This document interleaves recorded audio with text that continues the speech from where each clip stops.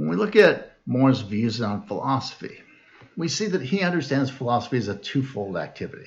When we encounter a philosophical problem, what we first do is engage in analysis, but not quite the analysis that we're normally used to thinking of in contemporary American philosophy. When More wants to engage in analysis, it does have that goal of clarifying puzzling propositions or concepts, but the methodology is really pretty different.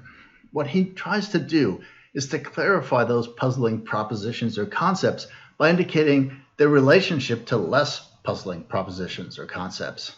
And that relationship is almost never one of equivalence, particularly not necessary logical equivalence. Instead, it's more like relationships between synonymous terms.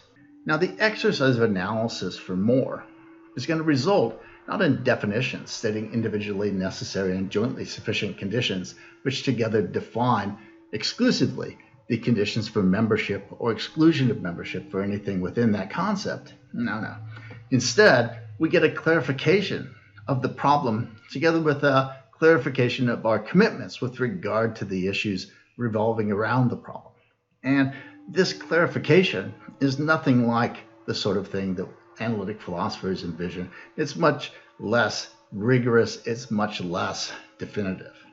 Once we get that clarification, though, once the meaning of an assertion containing a problematic concept is clarified, for example, then we engage in the process of justification. That is, we go through and we try and determine whether we have justifying reasons for believing a particular assertion or conversely for denying that particular assertion.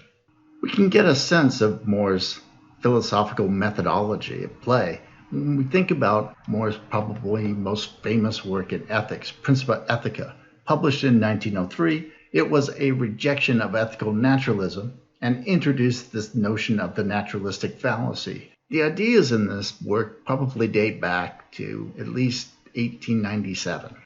In the book, More claims that the concept of good refers to a simple, unanalyzable, indefinable quality of things and situations.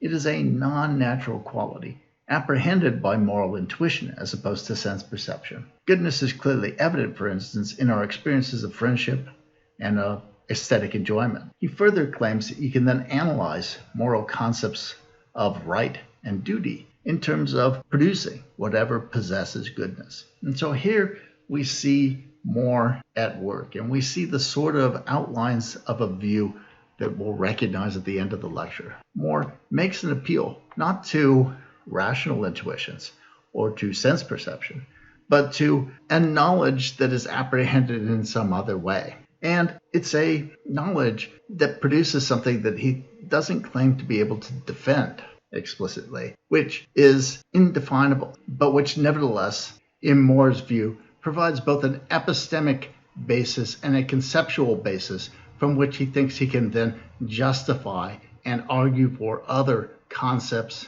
and theses. We'll see him take a similar approach to characterizing his proof at the end of the paper when he steps back and tries to justify the project in the context of a larger critical framework.